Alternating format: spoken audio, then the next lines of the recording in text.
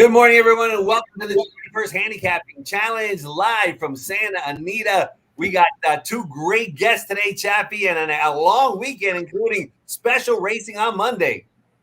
Yeah, special racing on Monday. So we got a four-day week here coming up. Last weekend, obviously, was a terrific weekend here at Santa Anita with all the win in your ins.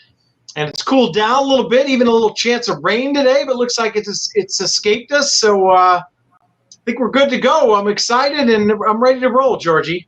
I'm ready to rock and roll. And we, as I said, we got two fantastic guests. I'm very excited to present my guests. They said, you know, the family that played there, and this is a family that's been in this business and this sport that we love together for so many years. Seems like at least 2 decades that they've been just going at it. And Chris Goodall, welcome to the show. It's a pleasure to have you here. It's a pleasure to see how well you're doing on the tournament circuit. George, thanks so much. It's great to be here. I really appreciate the opportunity. It's great to have you here. I've been along friends of course, Sally and Richard. And Richard, of course, in the Hall of Fame. Sally just won the tour. I mean, it's just beautiful. So tell me the story. Is it true that Richard skipped a cancer treatment to study? What was the story there? That guy's a diehard fan. Thank God that was a long time ago, and he's well past that now. But yes, he had me print out and remember, I'm in Florida. He had me print out the past performances, email them to Sally so she could print them out in Las Vegas to take them where he was getting his treatments. I love it. Love this family. So fantastic. How about you personally? Have done well. What's your strategy? What's your secret to doing so well in the tournaments in the last few years? Well, I have to admit, prior to the last couple of years, you know what? I got away from playing long shots all the time. That's one main key, I have to say, because they don't win very often. It's nice when you do hit them, but they're few and far between. I try to stay in a sweet spot, 6-1 to 9-1, and try to look for value. The bigger contests I can do better in because you have a lot more selection.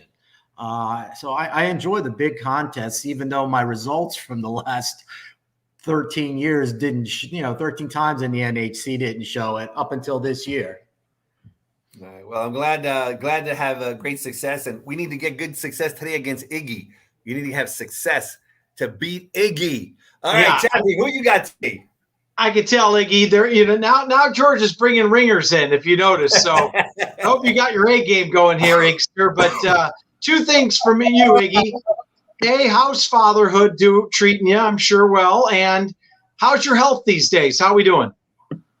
Well, yeah, thanks for asking. Both. They kind of go coincide. If the baby's doing well and alert and up and active, then I have to be. There's no option. So it kind of speeds up my recovery, but I'm still I'm recovering from back surgery. I still haven't gotten on horses yet, but we're getting close. I have another appointment next week. That part is going great. And fatherhood, man, it's come to us, both Michelle and I, a little bit later on in life, just parenthood at all. So we have our hands full, but honestly, it's just every day is just new. She's just now starting to walk. So first couple of steps, we were both kind of there trying to film it for some reason. I'm like, let's just watch it happen. So we did, that was cool. That's where we're at now. But she brushes her teeth every morning by herself. So it's really fun, man. Very cool.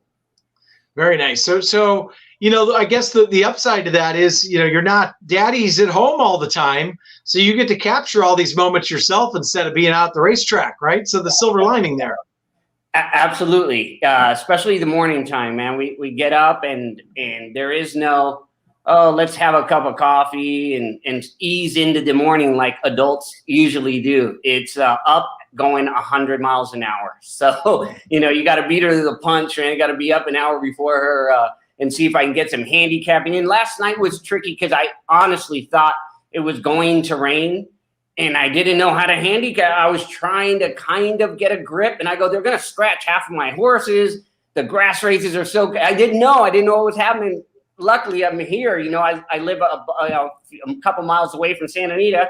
We didn't get anything, but a tiny sprinkle. So I think everything will be straightforward, and the track conditions are always great over there, even when we do get heavy rain. Yeah, like we said, everything looks like it avoided us. It looks like we're fine. And Iggy is also an ambassador here at Santa Anita. So, Iggy, I look forward to seeing you tomorrow, helping us out with some folks. And you're always terrific with the tours, and can't wait to have you out here. I love that. I think it was just because I went, as a child, and if there wasn't a tour, I just kind of made my own one, and I would hang out by the jocks room and just talk to the jockeys if they would say anything to me or give me a pair of goggles or whatever. So I understand the wanting to kind of be on the inside track when you're, especially at a racetrack like Santa Anita, where you can go to the winner's circle or to the paddock, or there's just so many even hidden little rooms around. It's such a big, beautiful place that it's my pleasure. I walk around smiling because I love being there. We were there the other day doing the little promo thing, and I told you, walking through the hallways, I'm like, I absolutely love this place. I mean, it's childhood, so it gives me back the walls and the paint, and stuff. So I love it, man. I can't wait till tomorrow and meet the folks out there and get new people to come out, enjoy the races, make some money. Yep, we love having you here. And speaking of making money, hopefully you do have your A game on today, because it's time for victory, George. Team Iggy, Team Chappy. Today, our handicappers are going to try to turn their $300 bankroll into more than $1,000. If they do, then our charity, which is Winners Foundation, will get extra money to their charity. A great foundation. They help so many people around the track: backside workers, jockeys, employees. It's a wonderful charity, Winners Foundation, and we're playing for them. And of course, they're playing against each other. Whoever gets the most money will move on to the second round. And hopefully, if whoever wins 4 in a row will be declared the champion and win $1,000 cash. But first things first, let me get some scratches. In race number 3, we got scratch of the 8, the program scratch. Also scratch the also eligibles 11 and 12. In race number 4, scratch the 7, Red Sacred Appeal. Race number 6, we got a big scratch. Number 2, Hey Juan is out. And number 6, Good versus Evil is also out. Race number 1, scratch the 1, Awesome Taylor. And in race number 9, the also eligibles 10, 11, and 12. All right. First bet that our challengers have is to bet $100 to win on one horse during the card. Chris, who are you going to and why? We are going to race 3. And I know I said before I tried to step away from long shots, and I think I did, but this race is so wide open. I have zero clue why the 2 horse, and we're going with the 2 horse, Midnight Joe Star. I have zero clue why this horse is listed at 8-1. If I get 8-1, if I get 6-1, I'll be happy, be elated. I can't imagine he's running this class before, easily won. He's consistent. He's got Kent coming up on him. And while I see a lot of speed early on, I think the race just sets up perfectly for him. So I'll take those odds at 8-1. 8-1 to win on Midnight Joe Star. And this one trained by the Sultan of Saad, Phil D'Amato. So it's going to be a nice price. It's a pretty wide open race. No clear-cut favorite, but hopefully we'll get the job done. Chappy? Yeah, of course, owned by our friend Nick Casada and Slam Dunk Racing, who they always seem to have winner after winner after winner, and deadly combination with Phil D'Amato, as you said, on the turf. All right, Igster, it's your turn. 100 to win. Where are we going and why? Oh, the win bet will go on to race 7. I'm just a big fan of this filly, Bruja Escarlata. She was a winner, a super impressive winner first time out, and then she went on to grass, dominated in grass against a horse that's in here, AG Indy. They ran against together. AG Indy couldn't make up any ground the last 8th to prove it was a strong race, the 7 comes back. Agini comes back and wins 2 races after that. I believe last time she was just caught 10 of 10 in the daisy cutters and just couldn't cross over. Just didn't get enough time to get over. I'm just a huge fan of this filly. I love, real hard-knocking, sprinting filly. She's ultra fast. She won La Salle. Then she went to win on turf. And then she won on dirt at Santa Anita. There's no really any knocks. I'm thinking the one horse is going to get a lot of play in there, Exacta. So I'm hoping to get a square price of 5-2. The morning line or higher. Anything would be great. Bruja Escarlata, 100 win. I love it. Bruja Escarlata, 3 for 4 lifetime, and last time faced a very, very salty group, much tougher than today. So 100 to win, Georgie. Hopefully, like he said, Exacta will get a lot of play, and we'll take maybe we'll get 5-2 out of that. We'll take it and run for the hills. Yeah, he's going with the witch, La Bruja. And you're going to need some magical potions to beat us today because we're going to win. I feel it good. All right, we go to our long shot winner. Chris, you got an Exacta. You could either bet $100 straight, ice cold Exacta, as Dave Weaver says, or two $50 Exactas, box or part wheel. How are you going with your Exacta and where? Exacta, last race 9, and doing a $50 Exacta box. And with this one, I'm going to stick with the favorite, and that's number 4. Let's see, what do we got? That's Floral Essence. And I stepped out for the second choice in the box, number 3, Chantal.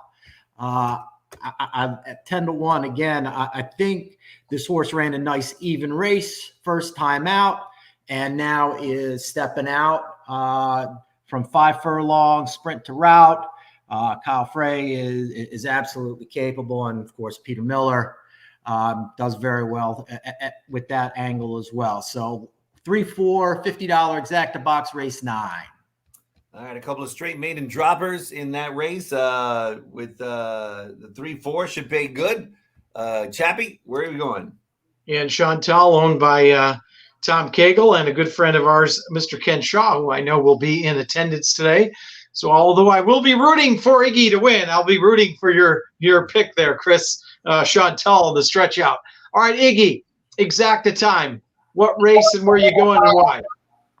We fell into the last race also. I got the same top horse. I just did a wheel with him on top of 2 horses. I'm sorry, not him. It's a filly, Floral Essence.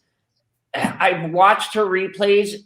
She just better 2 starts back. She lacked room inside, but she was a solid second. And last time she did, she stumbled leaving there good. There's a serious lack of pace in this race. Chantal's probably going to show a little bit more pace coming out of that sprint and might make the lead. I'm hoping to be forwardly placed in here. I honestly think she's a standout in here. I watched the other ones run. They're learning and they're getting going late. So I did an Exacta, a straight Exacta, Floral Essence on top of 2 horses that I couldn't separate. Badger Kitten being one of them, and Guinevere the other. They both come out of the same race.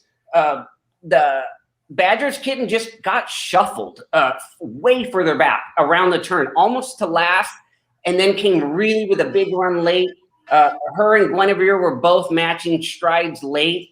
I still don't think that they're good enough to beat Floral Essence, which I really like in there. So I'm going to do $50 Exacta box, 4 on top of 1 and 5.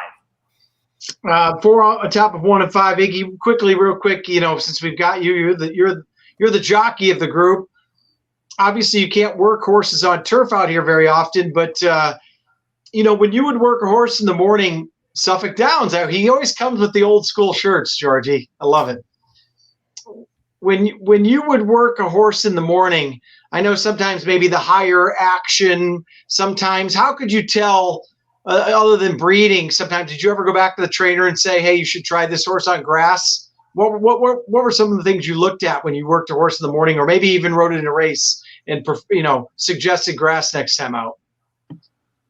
Yeah, definitely if it said unusual heat anywhere, I would always say, no, I'm just kidding. No, with stride is basically what you're talking about. A horse that's got a real easy action. You know, they're just move different over dirt, and it's truly a different horse that can take a ton of kickback that sometimes we get to sit, in dirt. And if that seems to bother them for some reason, even if they're not completely bred for it, just the kickback in them, really, if it slows them down, I'll say just try it once. Just see if she'll go over it without so much kickback, and that seems to really slow this horse down. If you don't always get an outside trip or a clean trip. So that might, will give me an idea to tell them about that. But most of the time, it's honestly what you brought up. It's a horse's stride. When you know that they're, that they can quicken, it is a big thing. Other horses are fasterly and they kind of maintain a 12 type of furlong. Every eighth is a 12 right around there. And that's a good work. That's 24, 48, a minute, 112, continually it gets harder. Grass horses seem to give you 1/8 and like 11 and change, done easily or quickly, at least the ones that sprint home. So that's kind of the things that you look for that I love it. Love it. Love it. Can I ask Iggy a question real quick? Sure. Great. Gulfstream just switched over to Tapeta from turf. What's the difference between riding on both? Tapeta, I believe, is a closer surface to turf than dirt is, just because of the same reason that the kickback is a lot easier. The horses seem to go over it. It's easier. It's not quite as cuppy. Still not the same thing. Grass is true grass. I haven't been able to get to Gulfstream yet. I'm very inclined to see how it plays. And the one thing that I will do is take a look to see how dirt horses will do, or grass, or horses that ship in. I try to do that with any track that I handicap. I'm trying to figure out, well, turf horses from Kentucky Downs do well here.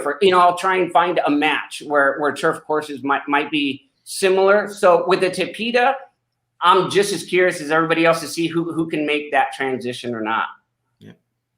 All right, before we get to our daily double, I do want to mention something that both Chappy and Iggy were part of promoting, is a charity event we have going on October 23rd. It's a poker charity event for a charity called Foals of Honor. They're right above my head, FOH on my hat, Foals of Honor. Chappy's got the thing there. And it's going to be a great tournament on October 23rd. And 100% of the $300 buy-in is going to go to Foals of Charity. This is a great organization. They provide scholarships for the families of our fallen heroes that have died during the war, men or women that have given their lives to provide the blanket of freedom that we're able, to bet the horses, to ride the horses, to train here. So it's an important charity. We're looking forward to it. We hope to have a lot of fun. Chappy, I know Doug O'Neill's going to be a big part of it, right? Yeah, he's going to be a big part of it. He's already signed up, and he's a big champion of Folds of Honor. And of course, I believe we're going to put a bounty on his head. We're going to have some fun with this. There's going to be some terrific prizes. We've had many people reach out, many of the sports teams around the LA area that we're going to do for silent auction of things. And I believe you're wearing even a jacket, right? That's part of that. The Folds of Honor jacket that it's going to go to one of the champions. So please sign up. It's a great cause, and we hope to have a lot of fun, but most importantly, raise a lot of money. Yeah, go to santanita.com and sign up. With your sign up, you'll get entrance into the track. You'll get free food, free drinks, a lot of fun. We're going to have, bounties and splash pots. It's just going to be a lot of fun. And this jacket will be personalized with your name on it. You can put your name and like winner of the series or whatever it is. It's for a great cause, and please sign up. The jockeys will be in it as well. So it'll be fun playing against jockeys and trainers. Vlado is going to play. Of course, Doug's going to play. I think Mike Smith's going to play. They'll have bounties, and it's going to be a lot of fun and really raising money for a great charity. That's October 23rd. It's a Saturday, and we definitely want you guys to sign up and participate. Play. If you don't want to play, you can donate $50 and you'll get the food, you'll get the drinks, you'll get to commiserate with all the celebrities from horse racing. So please make it, put it down on your calendar. October 23rd, a very nice time we're going to have after the races for Folds of Honor, a great charity. All right, let's try to win money for our charity here during this show, the Winners Foundation. You got a daily double, Chris, either $100 or two $50 daily doubles. Where are you going and why? We're going to race 7. It's going to use race 7 and race 8. It's going to be $100 double in race 7, which I did. I almost used, made this my Exacta race and used Iggy's horse, the 3, but instead I went back and took the odds down a little bit with going with the favorite in the last in that Exacta. And the other horse that I was going to use in the Exacta and it was going to be my pick for the 7th race is Beautiful Ballad, number 4. It's trained by Paul Aguirre, and I agree with Iggy that the 1 is just going to get pounded. And I think the odds that we'll get with Beautiful Ballad, being trained by Paul Aguirre, solid trainer. I think Iggy's won a few big races for him. I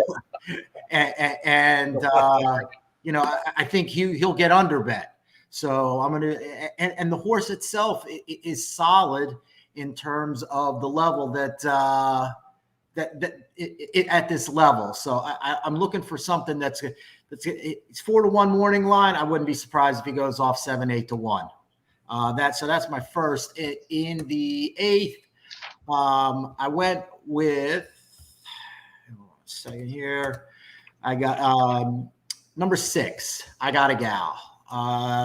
This is a second-time starter for Peter, and ever since my dad was taking me to Pimlico back in the 80s and 90s, I remember one of the first angles he just drilled into me. I don't think we use it that much anymore. Was any horse that comes out of the gate in a first-time start and then shows something and then maybe just backs off to the end.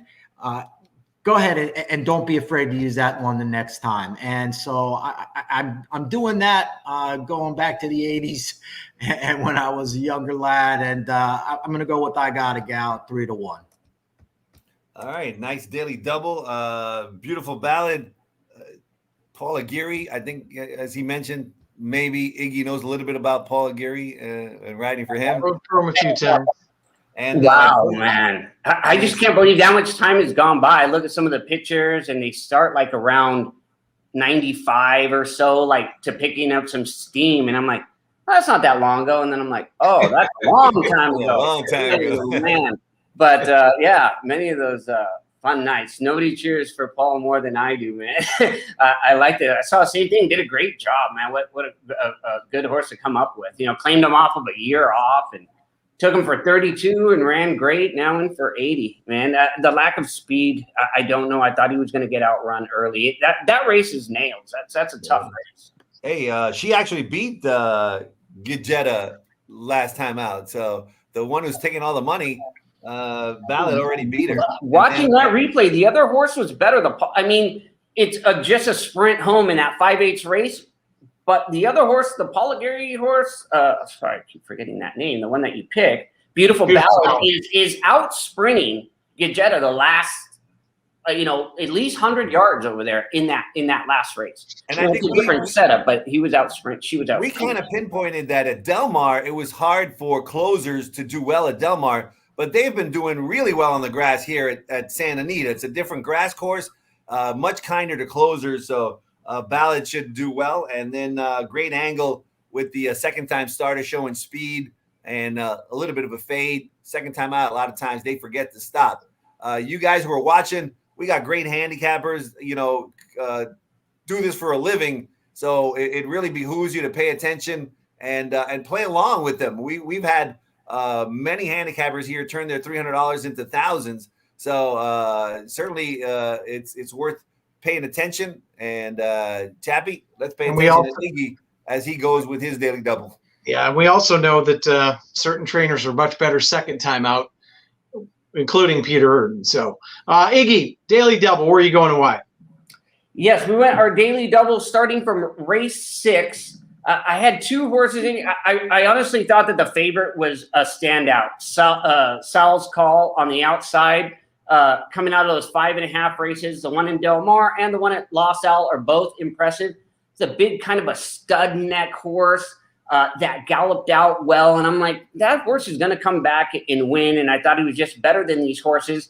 Then I went back and watched the replay on I Know Cash Flow. They ran together first time out.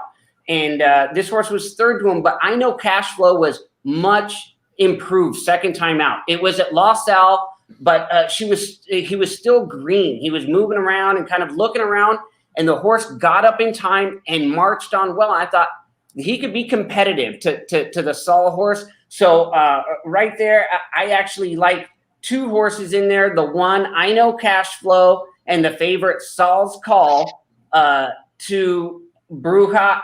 Oh, I'm sorry.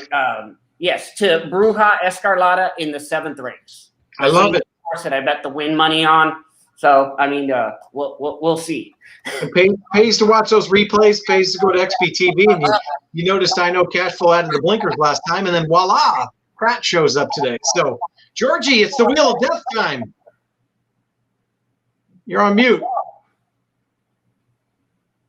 I think Tyler's got the Wheel of Death there. So, Tyler, if you could see who's going to go at first pick here in the tiebreaker. I think we're going to race number 4 for the tiebreaker. All right, here we go. Spin that wheel. Oh, Chappy. All right. Chappy goes first. That's a hell of a look. Iggy, where you go? We're going to race 4. Is that correct? Race 4? Who's your tiebreaker?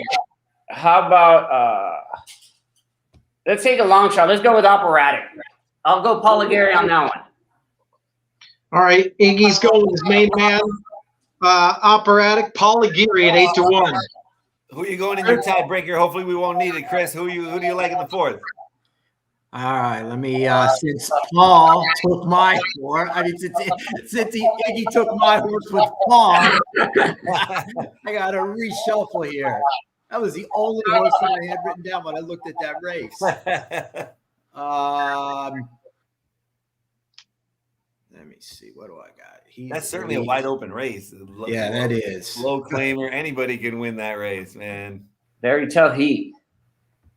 All right, let's what's he doing? Stepping way up there.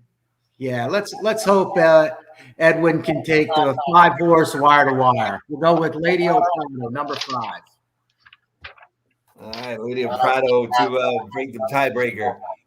Thank you guys so much for being part of the show. It's 11 o'clock. Thank you very much, Chris. Just a pleasure having you on the show. Hopefully we'll see you next week. Iggy, thanks for all you do, man. We love you here at Santa Anita. I'll be there tomorrow. Phenomenal job. Thanks, guys. Thank you so much. Have a great weekend. Let's win.